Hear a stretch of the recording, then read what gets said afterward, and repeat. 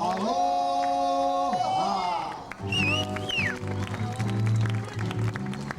ladies and gentlemen, we'd like to invite the folks to come out and visit us. We have our ticket table on stage right with our friends.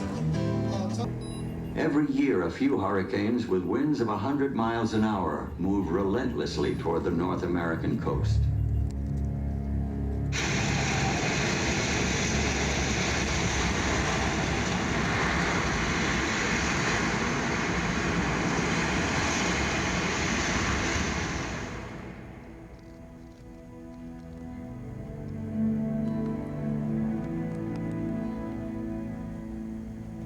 In 1900, a ferocious hurricane devastated the city of Galveston, Texas. 6,000 people died that day. It remains the greatest natural disaster in American history.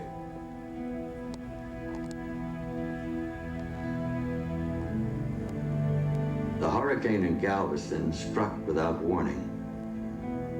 But today, scientists like Dr. Bob Sheets have the tools to know when storms are approaching. That data they gave us on the high pressure area to the north really allowed us not to have to put the warnings up on the northeast coast. As director of the National Hurricane Center in Miami, in 1992, he predicted that Hurricane Andrew would hit South Florida full force. I'd have to say that Andrew was the most difficult experience we've ever faced. The destruction was unbelievable. However, because we were able to predict Andrew's track and intensity, the cost in lives was greatly reduced. But with every approaching hurricane, Bob Sheets and his colleagues faced similar life and death decisions.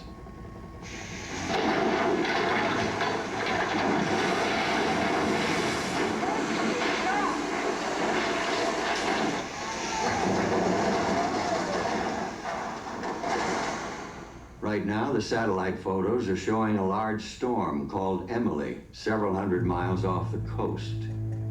This one's really worrying me. She's starting to move fast and could become another Andrew. We got to figure out if Emily's going to build in intensity or die out, and we really don't have much time.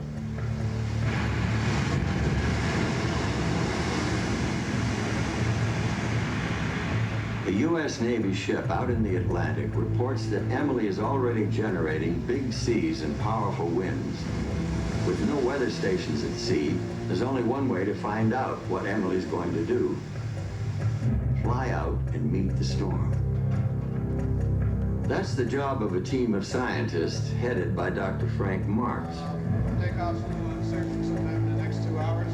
Okay, let me know when you have a firm time. We got to fuel the airplane. Okay, about 3 hours after takeoff, we want to do fix on the center, and we're going to do a drop-in sun pattern along the north side of the storm. And Hugh has all the points written up. I've flown through hurricane eyes about 300 times, but every one is different. You never know what you're going to find. Emily is about 36 hours from the North American coast. There are critical questions to answer. Where is the storm going and how soon?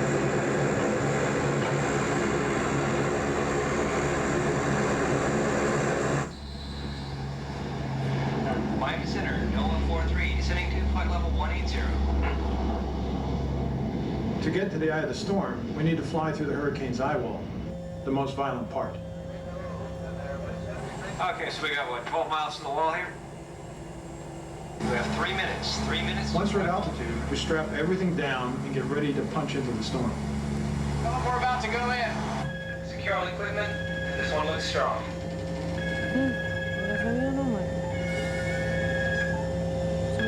No matter how many times you do this, you always get a knot in your stomach just before you fly into the hurricane wall.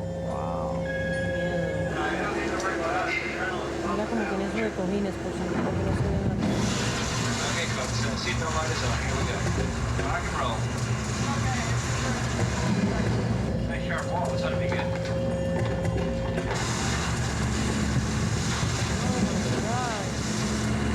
Nice speed. And you're about 25 degrees, right? Okay, airspeed 230. Okay, here we go. Okay, steady. Oh, good one. Your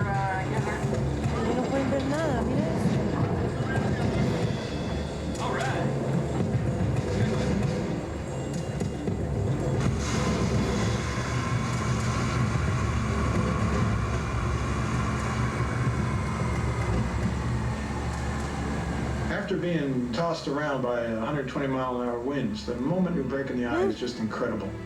It's just so peaceful.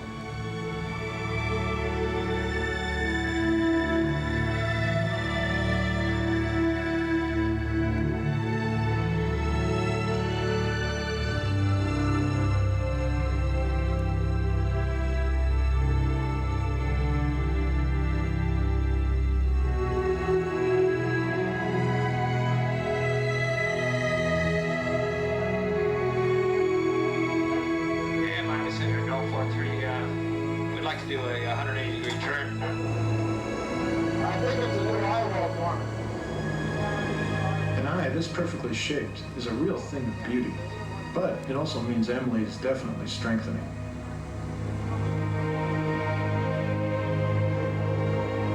Look at that sea state down there, David.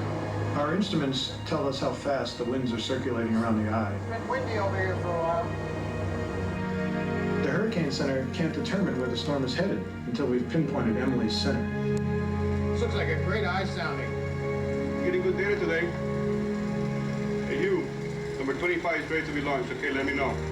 Roger, we'll be ready in 3 minutes.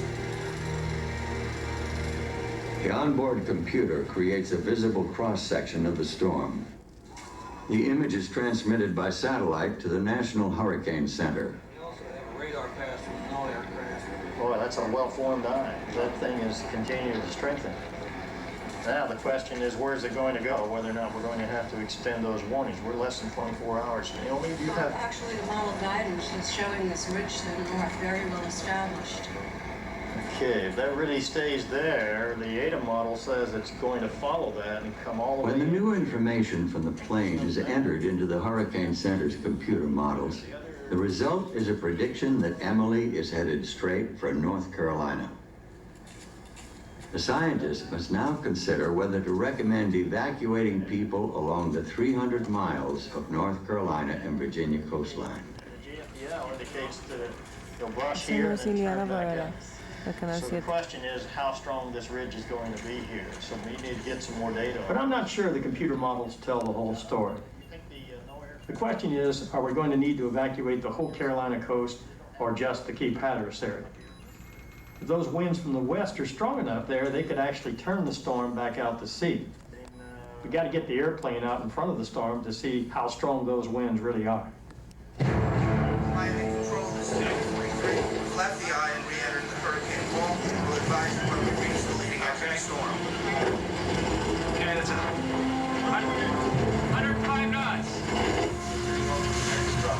Miami Center, 143. Clear the eye wall and the northeast edge of the storm. Once the plane gets out in front of the storm, the team prepares to drop an instrument pack called a windsong, a metal tube with sensors and a radio transmitter inside. Yeah, the sound is ready. It will send back readings on wind and air pressure at different altitudes. Ready, drop! Ready! Okay, you. Drop wind sound in position. Ready to release. Drop it!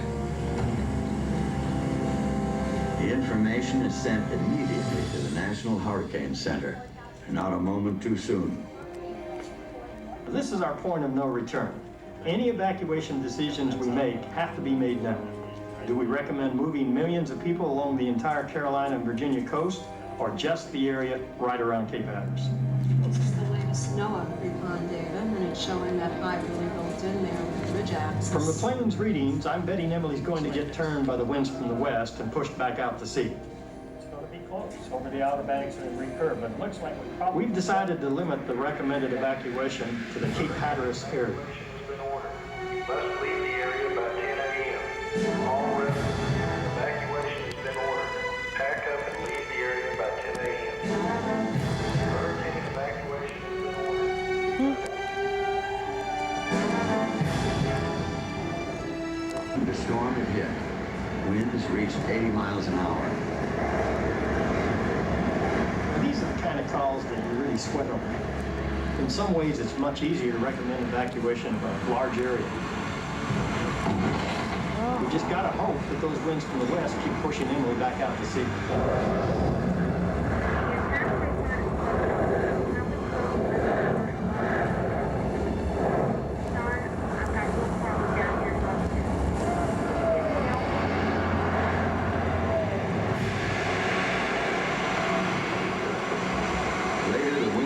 increased to 90 miles an hour, with gusts up to 140 near Cape Hatteras, pushing the waves even higher.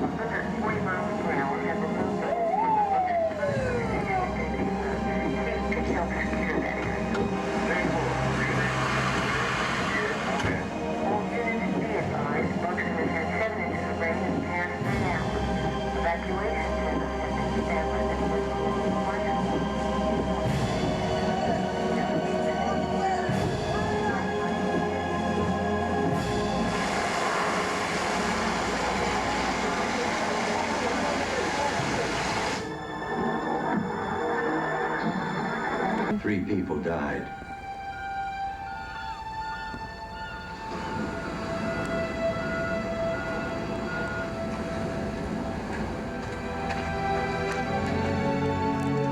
You know, we're scientists.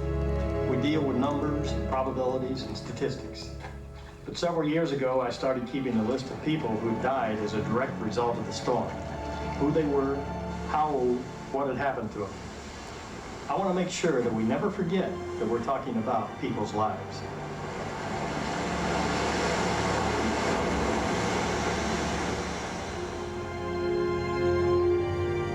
The successful forecast of Hurricane Emily shows the progress scientists have made in tracking hurricanes and assessing their force. But there are other violent storms that still defy our best attempts at prediction.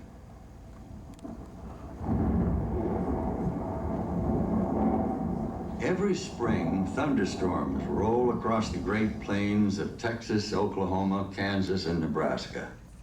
Hemmed in by the Rocky Mountains, cold, dry air from Canada collides with warm, humid air from the Gulf of Mexico. Each thunderstorm has the potential to create an even greater threat, giving the region its nickname, Tornado Alley. So our plan is to head up towards Lubbock and hope that those storms maintain rather high shear and eventually get higher dew points. And we copy. In April and May, storm chasers from the University of Oklahoma take to the road in specially equipped vans, traveling up to 10,000 miles in search of tornadoes.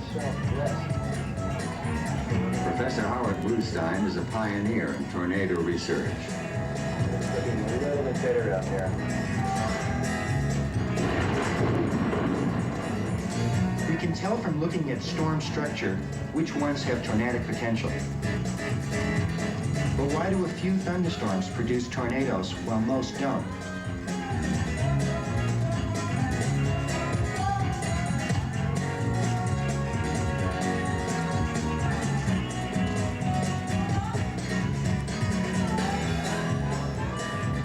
How you doing? We set up a small radar to measure wind speeds in and near the tornado. Oh, the picture over there? Oh, look at the iconic curvature that wraps up back in the wall. Yeah, I know. That could do it pretty soon. Conditions can change very, very quickly, so we always have to be ready for anything. Okay, game plan, people. Pack up, document. We're going to go back into Orla and move northeast and try to stay ahead of it. Inside some of these storms, there's a large rotating vortex they can't always see from the ground. It's called a mesocyclone. We are moving right now. This storm has a big gust front. There could be a mesocyclone in this. If there is, we don't see it from this vantage point. We're going to backtrack into the town Orla and then go northeast and try to stay ahead of it and see whether or not something develops. I'll bet there's probably some pretty large hail back in there right now.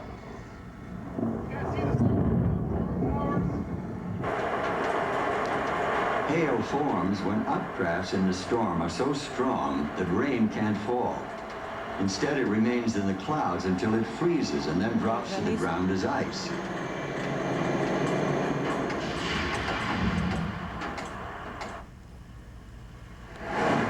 That afternoon, they catch up with the storm, but no tornadoes form.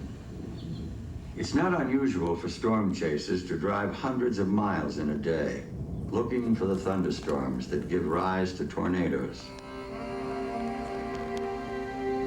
A thunderstorm begins when warm, humid air near the ground becomes unstable and rises, condensing into water drops to form a cloud. When the cloud grows and reaches the cold environment of the upper atmosphere, as much as 10 miles high, it flattens out, forming an anvil shape which spreads away from the base of the storm.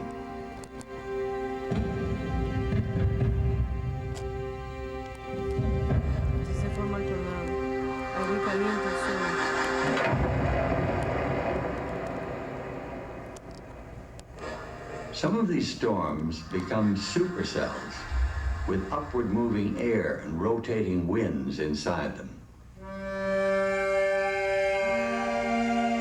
This rotating air sometimes extends down to the ground as a tornado, picking up dust and making the funnel visible.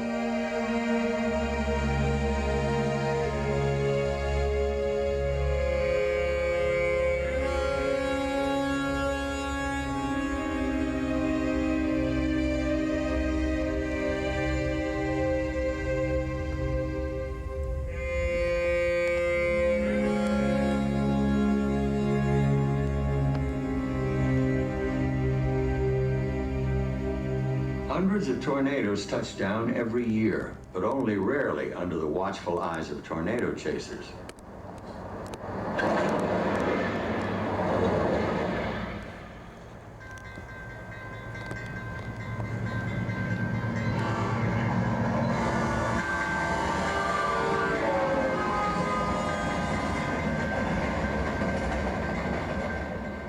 Sound to me like a train going real fast over railroad tracks. It was really quite scary. And all of a sudden the lights went out and we heard the roar. I was really quite petrified because I knew the tornado had hit and my husband didn't come to storm shelter with me and I knew he was dead.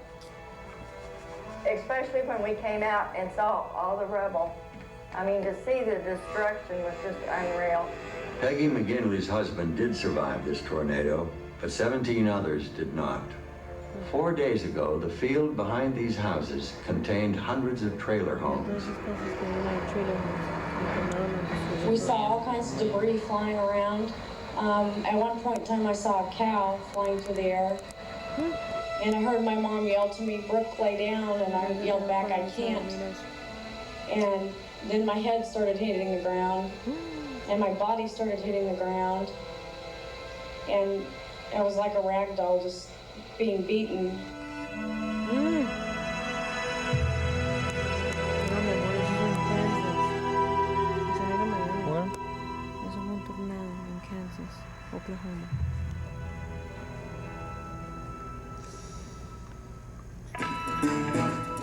The storm chaser's day begins early, looking for conditions that suggest instability. Shear will be better up to the north because the surface winds are backed around.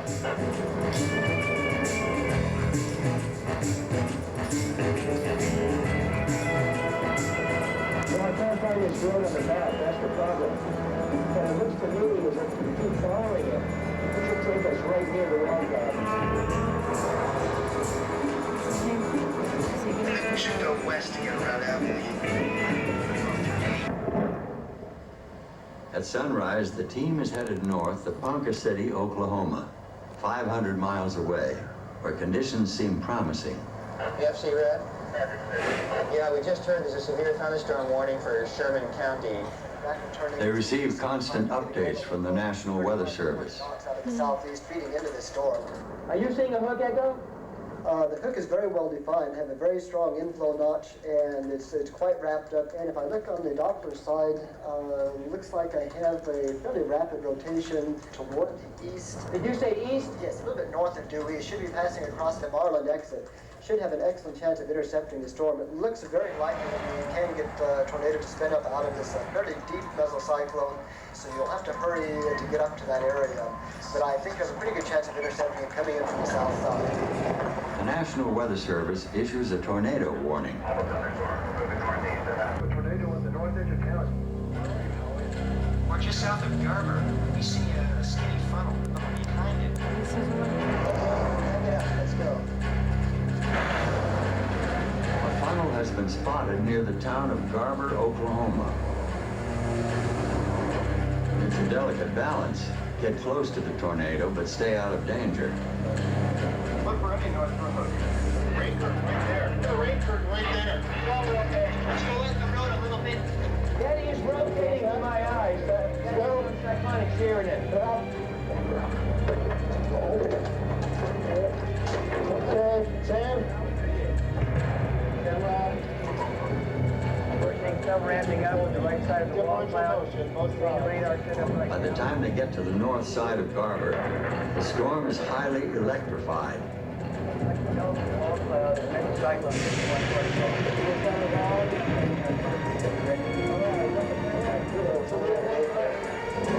Hey, how's it going? You have to hurry. That's why I'm getting there pretty quickly. Tempo, all right. Here comes the lorry. Let's get this going. All right, you signal? Okay, zoom out a little power. I'm going really quickly. Here it comes. Ground interference most. Got excellent rotation.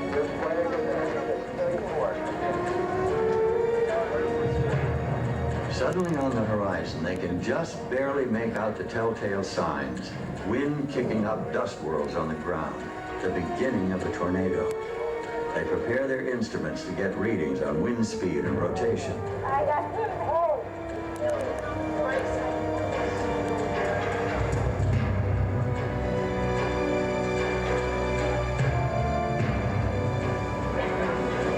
it is.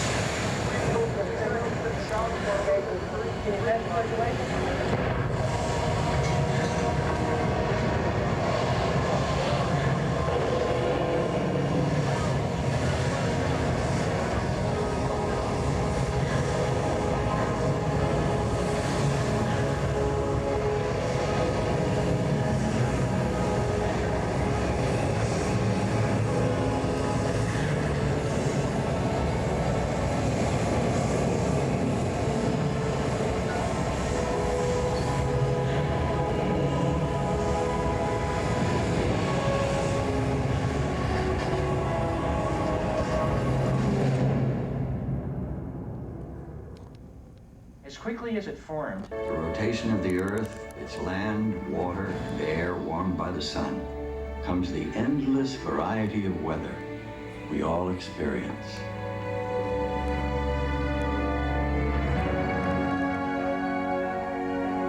Storms are always going to be more powerful than we are. Deal with the forces of nature instead of being totally at their mercy.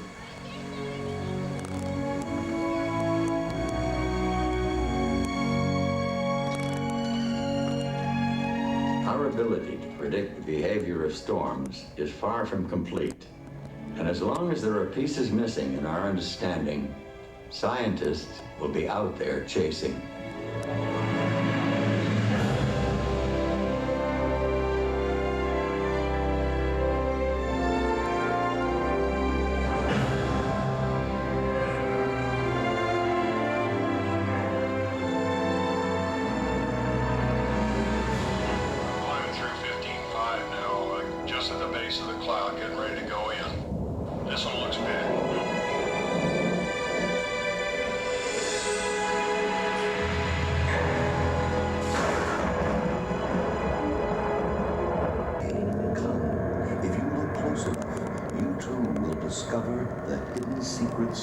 Hawaii.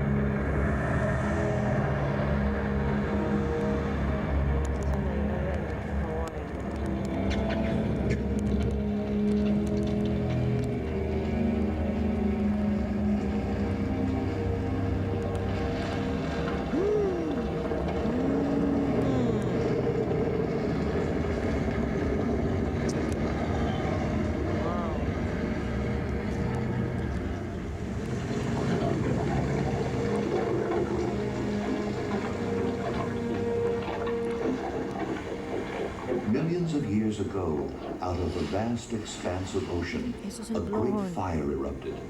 Pele, Hawaiian goddess of volcanoes, fought a mighty battle with the gods of the sea.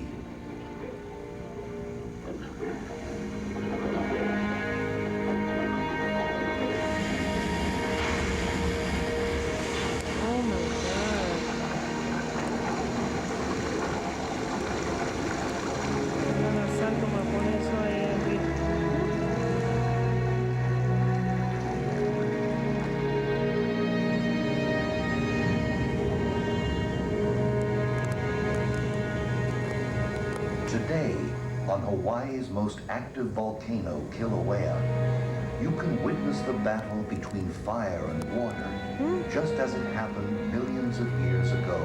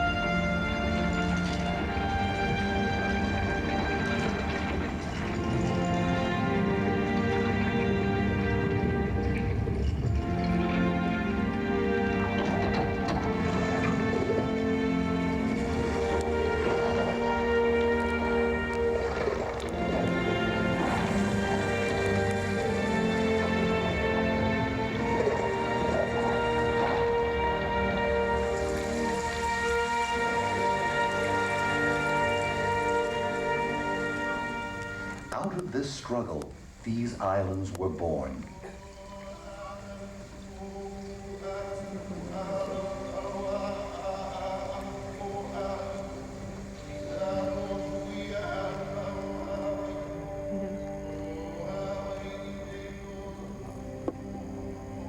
They became the most isolated islands on Earth, barren rock, absent of all life. Over millions of years, life arrived from distant shores.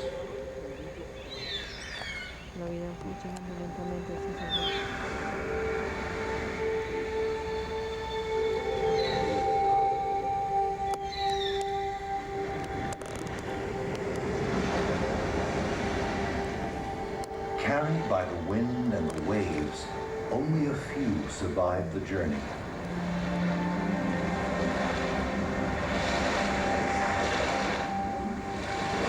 A new arrival not more than once every 25,000 years. The tiniest of creatures came to the islands in raindrops.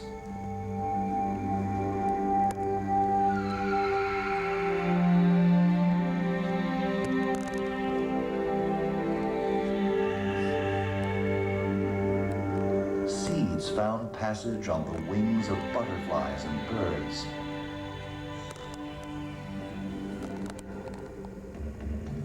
And soon, new green life sprouted from the hardened lava rock.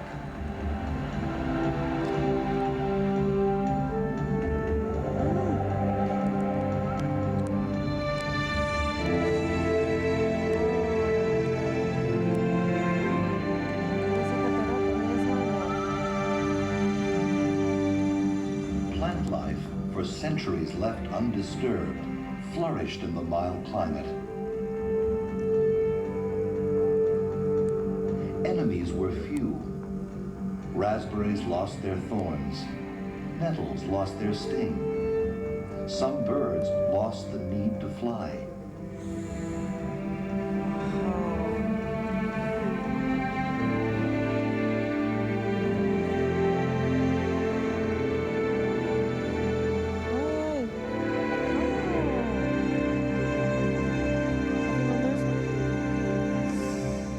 But however isolated, the islands would not remain a secret forever. The Polynesians discovered Hawaii over 1,500 years ago. Traveling in simple open vessels, they crossed more than 2,000 miles of ocean. Unaware of Hawaii's richness of life, they brought with them familiar plants and the island's first land mammals.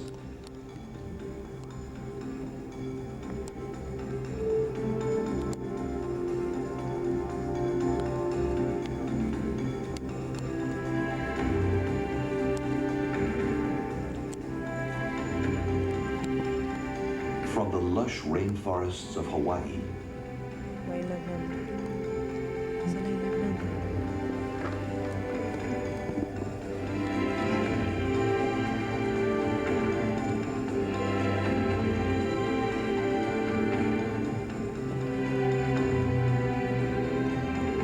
to the razor-sharp palis of Kauai.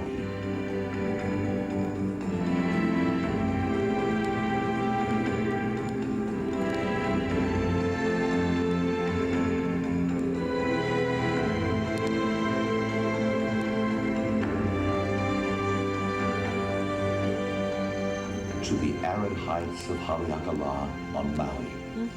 It was the dynamic beauty of these islands that made them want to settle and become a part of this tropical paradise.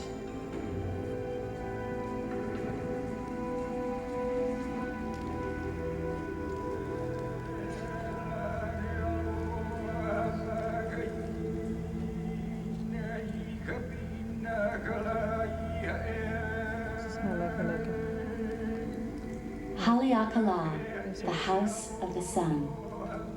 My ancestors used to make this rugged 10,000-foot climb to worship their gods. Back then, this was an active volcano. Now, Haleakala is asleep, last erupting just over 200 years ago. Up here, they discovered Hawaii's foremost flowering resident. The only place on Earth this plant exists, the silver sword. Esa mata solamente existe ahí, en ninguna otra parte del mundo existe esa mata. As a park ranger, I come here to study and monitor its progress. It lives in a delicate balance on Haleakala's silent, rugged terrain.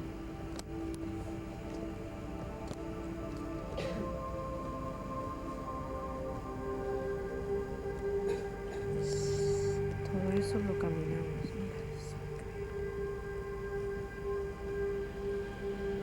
After a decade of sinking its roots into volcanic cinders, it sends up a single magnificent stalk. Each plant blooms only once and then dies. It seems to lead a solitary life on these barren slopes, but it is not alone. Hidden beneath the desolate terrain is the silver sword's partner.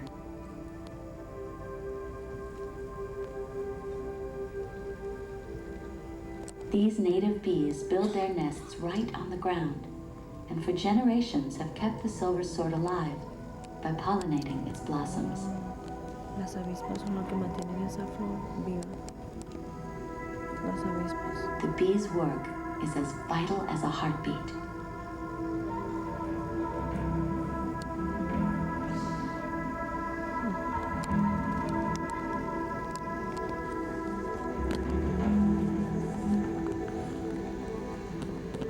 Esa mata floreció de una vez y después se muere ya.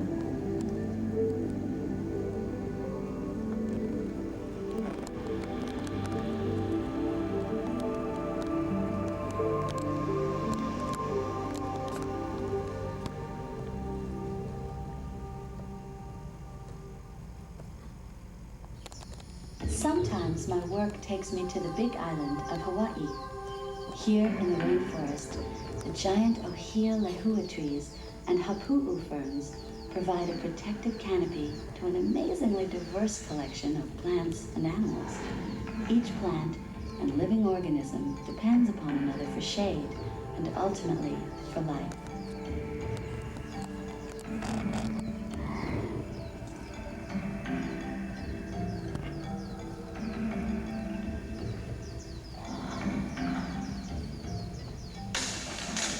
But these peaceful glades also shelter an intruder.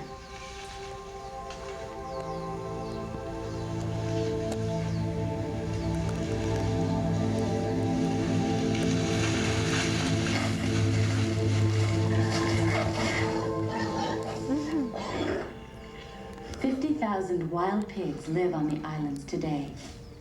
Foraging for worms and roots, they destroy the ferns and the lower canopy, endangering the entire rainforest.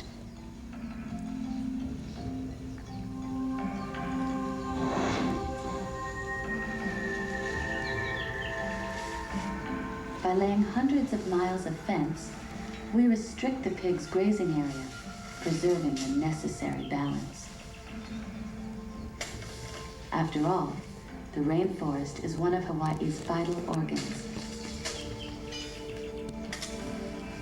Its network of plant life acts as a sponge, storing water and supporting countless rare species, plants, animals, and insects that have evolved over time, some of which scientists have yet to even identify.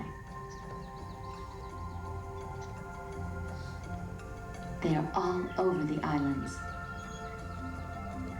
Like this happy-faced spider discovered only a few years ago. Each has a distinctive face. Oh my gosh. I think this one looks like a clown.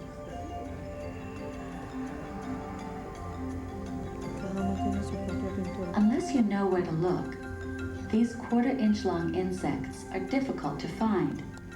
But they are here. And like the silver sword and countless other living organisms, we are helping them survive.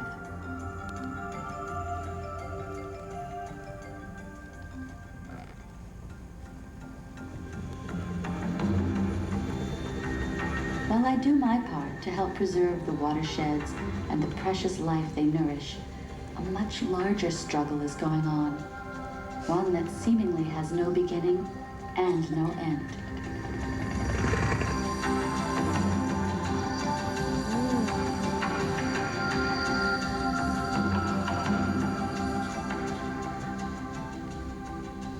The front lines of this never-ending battle can be seen here, on this rocky coast.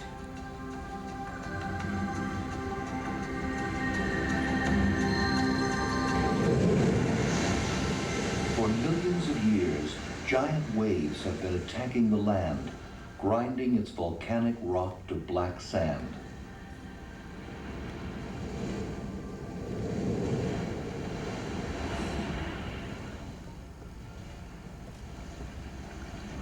But new land is created as Pele's molten rock hardens.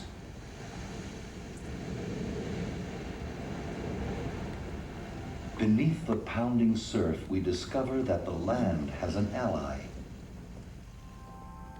Millions of tiny organisms live in the warm waters around the Hawaiian Islands, forming large coral reefs that protect the rocky foundation of the island above. Nourished by nutrients washed off the land, the reefs expand.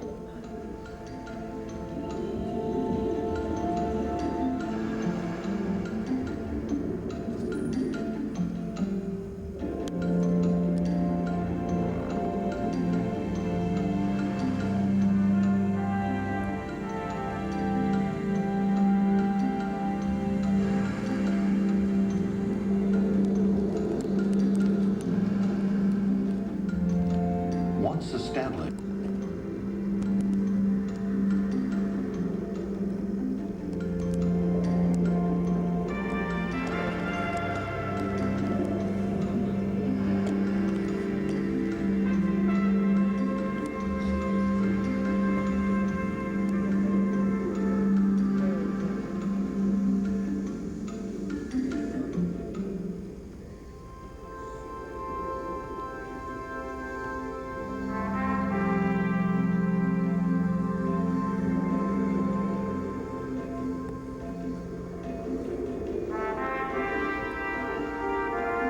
As one layer of land builds upon another, new life starts by building on the life that came before.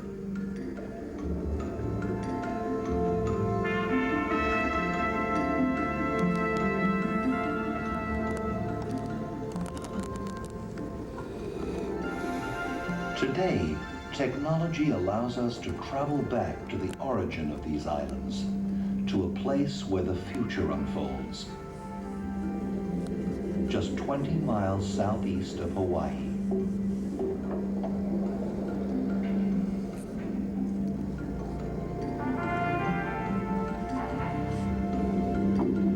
It is here that oceanographers hope to gain a better understanding of how all the islands were created.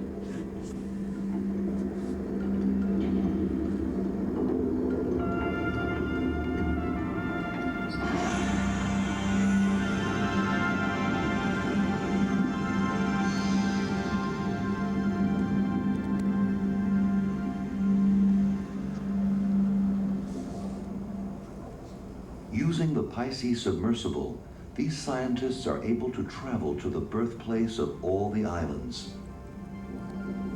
Pele's Vent, an opening in the ocean floor.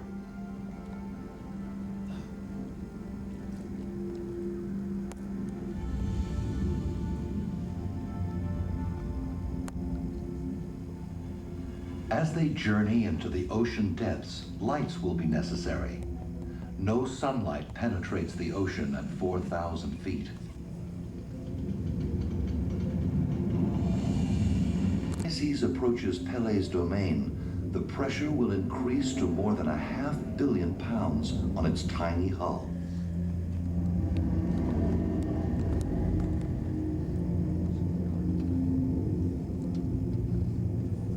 After descending for more than an hour, the view from the window of the Pisces reveals plankton and volcanic ash. Ghost white bacteria lives in the dark waters warmed by the rising heat. At the bottom, the oceanographers discover Hawaii's newest island being created. Called Loihi, for now she is hidden from the world above.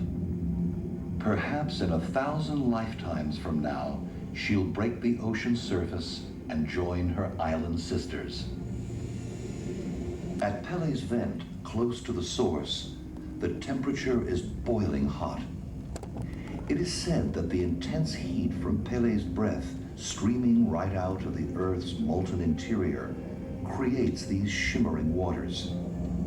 Ash is everywhere, and the elements of life pour forth. Carbon, oxygen, hydrogen, nitrogen, and sulfur.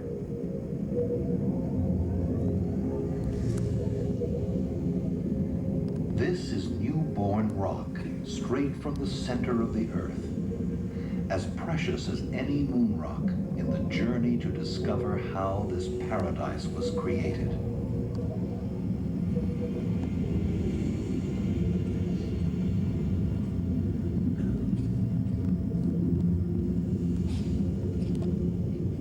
Nearby, life is already arriving on Loihi.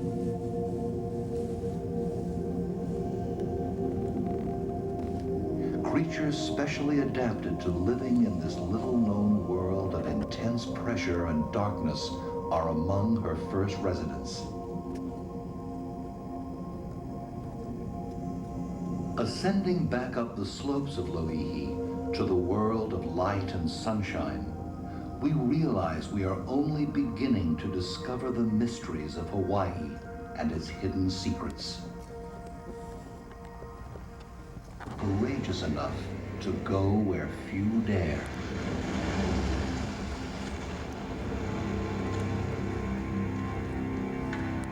Out here on the north shore of Molokai, the rain and the ocean relentlessly pound the sea cliffs. Except for the summer months, it's pretty inaccessible. That's probably why so few people come here. It's a part of Hawaii that I would bet looks the same today as it did to the first Polynesians. Down down here on the water, this coastline is a spectacular sight.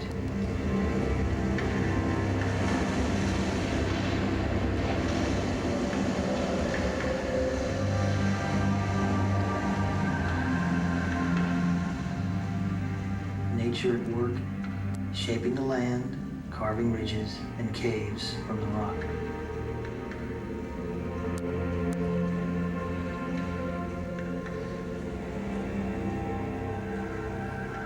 These rock walls were once fiery and fluid, and now they get battered and undercut by the ocean's waves.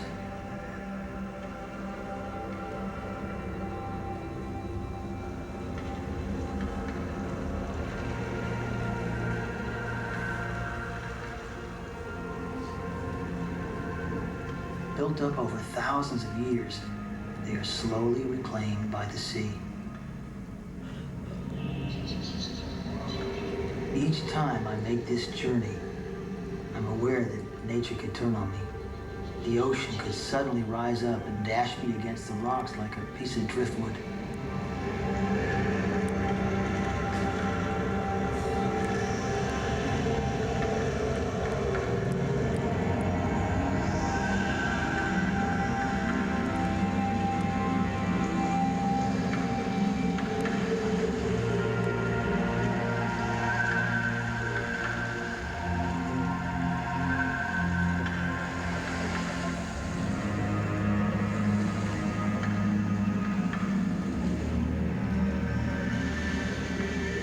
Keep coming back despite the risks. It's no longer just the magnificence of it all. It's something much, much more important.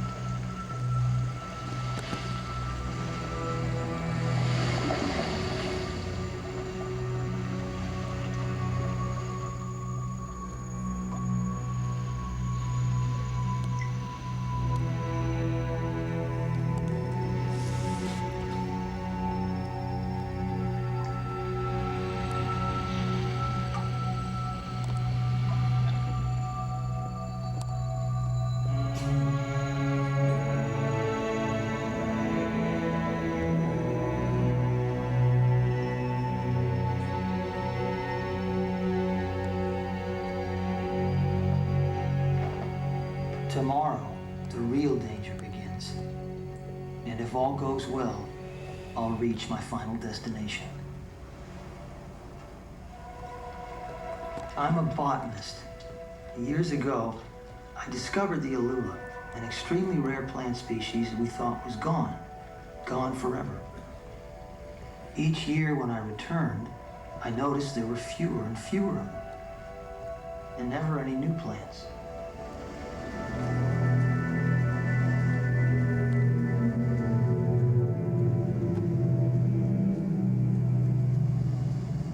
It seemed that the alula's pollinators had disappeared.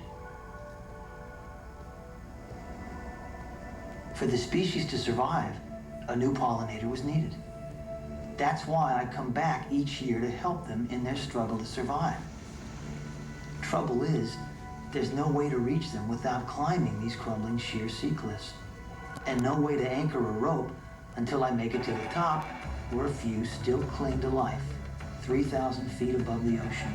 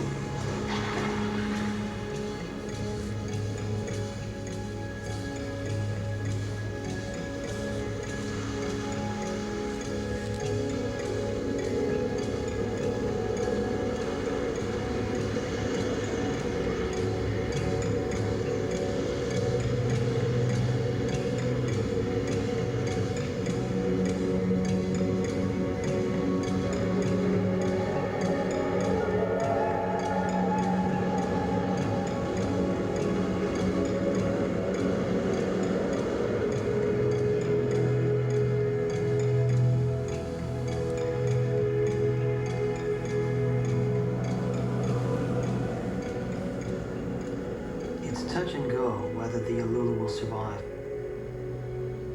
It's really up to me to help keep this precious species alive.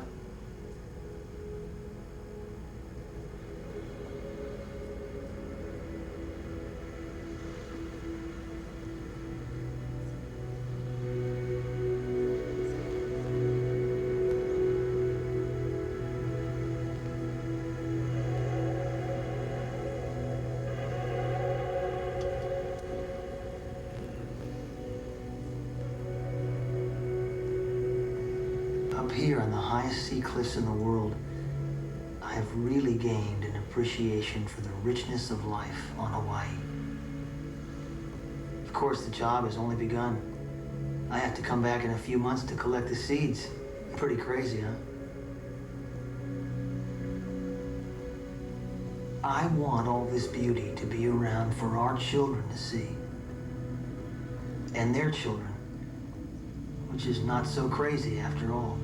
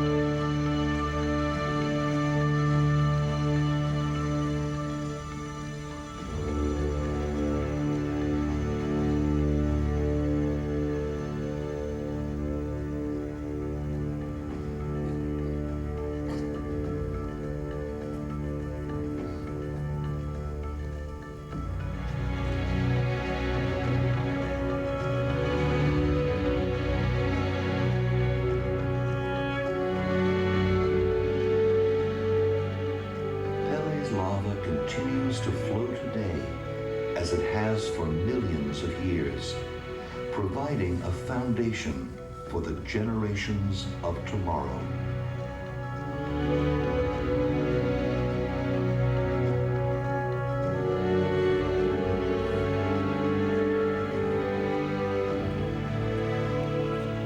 Like the Polynesians before us, we leave our footprints on the ancient paths of this paradise.